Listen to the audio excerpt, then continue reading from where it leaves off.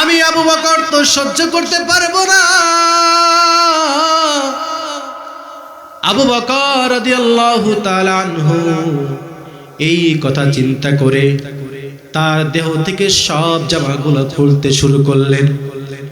নিজের দেহ থেকে সব জামা খুলতে লাগলেন, আর খুলে খুলে সেই গর্তগুলো ভরাট করতেছে।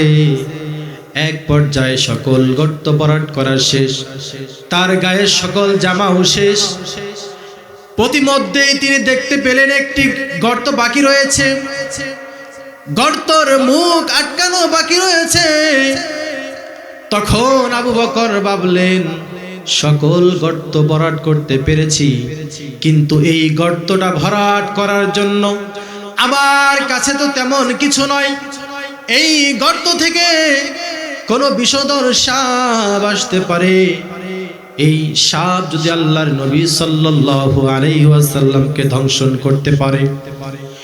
এই ভেবে আবু বকর সিদ্দিক রাদিয়াল্লাহু তাআলা আনহু নিজের পা সেই গর্তের মুখে দাঁড় করিয়ে রাখলেন। আবু বকর যখন তার নিজের পাটা সেই গর্তের উপর রাখলেন, আল্লাহর নবী সাল্লাল্লাহু আলাইহি ওয়াসাল্লামকে বললেন, ইয়া রাসূলুল্লাহ, ইয়া হাবিবাল্লাহ,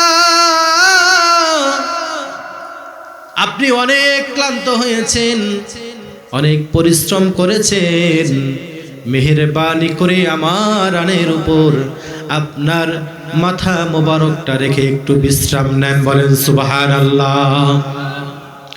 আবু বকর যখন এই কথা বললেন, আল্লাহর নবী সাল্লাল্লাহু আলাইহি ওয়াসাল্লাম আবু বকরের রানের উপর তার মাথা মোবারকটা রাখলেন।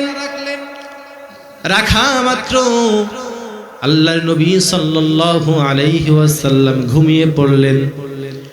আল্লাহর নবী সাল্লাল্লাহু আলাইহি ওয়াসাল্লাম যখন ঘুমালেন, কিছু সময় পর আবু বকর তখন লক্ষ্য করলেন নিচে থেকে কি যেন কামড় দেয়। কামড়ের যন্ত্রণা, সাপে কাটার যন্ত্রণা যাদের সাপে কাটছে তারাই ভালো জানে। আবু বকর যেই গর্তের উপরে তার পাটা রেখেছিল, সেই গর্তের ভিতরে একটি বিষধর সাপ রয়েছিল।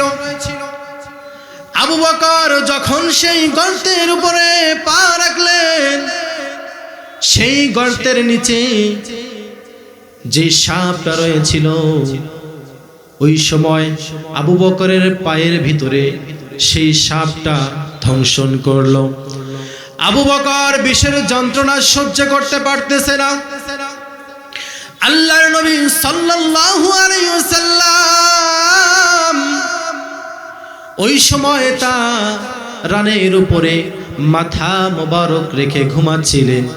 আবু বকর মনে ভাবলেন, এই সময় আল্লাহর নবীকে যদি জাগ্রত করি, তার এই আরামের ঘুমটা ভেঙে যাবে। আল্লাহর নবী যদি আমার প্রতি অসন্তুষ্ট হয়, অবশ্যই আল্লাহ তাআলা আমি আবু বকরের প্রতি অসন্তুষ্ট হয়ে যাবে। এই কথা ভেবে আবু বকর তখন নবীজি সাল্লাল্লাহু আলাইহি ওয়াসাল্লামের আরামের ঘুমটা ভাঙাচ্ছে না। প্রতিমধ্যেই তার সেই সাপে কাটার যন্ত্রণা সে সহ্য করতে পারতেছে না। নিজের অজান্তেই তার চোখ থেকে দরদর করে পানিগুলা বিশ্বনবী সাল্লাল্লাহু আলাইহি ওয়াসাল্লামের কপালের মধ্যে পড়লেন।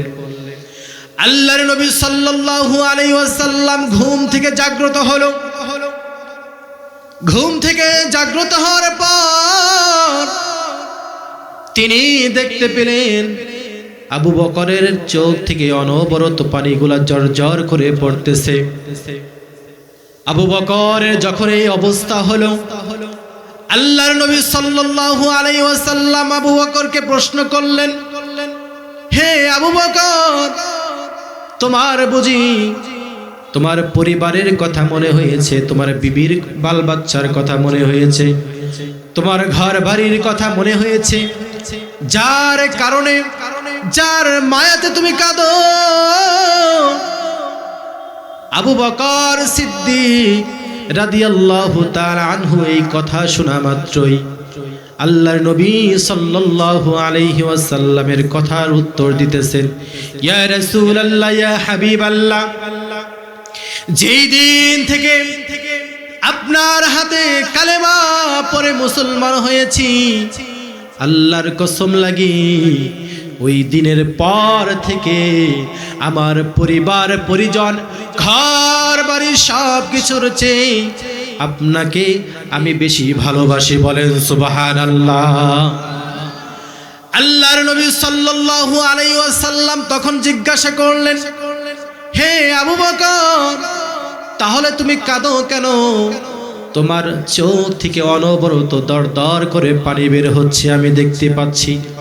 আল্লাহর নবী যখন এই কথা বললেন, আবু বকর তখন বললেন, ইয়া রাসূলুল্লাহ, ইয়া হাবিবাল্লাহ, আপনার জন্য সকল গর্তগুলা ভরাট করেছিলাম। গর্ত ভরাট করতে করতে একটা সময় আমার শরীরের সব জামাগুলা আমি বিলিয়ে দিয়েছি, কিন্তু একটি মাত্র গর্ত ছিল, কিন্তু সেইটা ভরাট করার জন্য আমার কাছে তেমন একটা ছিল না, কোনো অবশিষ্ট কাপড় ছিল না। আমি চিন্তা করলাম এই গর্ত থেকে কোনো বিষধর সাপ এসে আপনাকে ধ্বংসন করতে পারে, এজন্যই আমি এই গর্তের উপরে আমার পাটা রেখেছিলাম। কিন্তু আল্লাহর রাসূল, আমি এতক্ষণে বুঝতে পারলাম সেই গর্তের ভিতরে একটি বিষধর সাপ ছিল। সেই বিষধর সাপের যন্ত্রণায় আমি সহ্য করতে না পেরে আমার অজান্তেই চোখ দিয়ে পানিগুলা গড়িয়ে পড়ছে। বলেন সুবহানাল্লাহ। আল্লাহর নবী তখন বললেন, হে আবু বকর, তুমি তাহলে আমাকে আগে বলো নাই কেন? তোমার তো এত কষ্ট হতো না, আমাকে তুমি যদি আগে বলতা তাহলে অবশ্যই তোমাকে আমি ট্রিটমেন্ট করাতাম, তুমি ভালো হতা, এত কষ্ট তোমার ভোগ করতে হতো না। আল্লাহর নবী যখন এই কথা বললেন, আবু বকর তার হৃদয়ের ভিতরে নবীর প্রতি যে ভালোবাসা ছিল, নবীর প্রতি যে মহাব্বত ছিল, এইটার বহির প্রকাশ ঘটালেন। আবু বকর তখন বললেন, ইয়া রাসূলুল্লাহ, ইয়া হাবিবাল্লাহ, সাপে কাটার যন্ত্রণায় আমার চোখ দিয়ে অনবরত পানি পড়ছে, তাতে কি হয়েছে? এই সাপে কাটার যন্ত্রণায় আমি আবু বকরের যদি কলিজা ফেটে টুকরা টুকরা হইতো, তাহলে আমি আবু বকর আপনার এই আরামের ঘুমটা আমি ভাঙাতাম না। বলেন সুবহানাল্লাহ। আল্লাহ নবী সাল্লাল্লাহু আলাইহি ওয়াসাল্লামকে সাহাবারা এত মহব্বত করত, ভালোবাসতো। সুতরাং তাহলে আমরা তার উম্মত হিসেবে আমাদেরও নবীর প্রতি ভালোবাসা মহব্বত অন্তরে থাকার দরকার আছে না নাই? আল্লাহ পাক রব্বুল আলামিন আমাদের প্রত্যেকেই নবীর জন্য ভালোবাসা ধারণ করে, বুকে ধারণ করে আগামী পথ যেন আমরা চলতে পারি, আল্লাহ তাআলা সেই তৌফিক যেন আমাদেরকে দান করে। বলেন আমিন। আরো জোরে বলেন আমিন। সম্মানিত উপস্থিতি, যেহেতু আমাদের আজকের মেহমান আমাদের মাঝে এসে পড়েছেন, সুতরাং তাকে বসিয়ে রেখে কথা বলা ঠিক হবে না।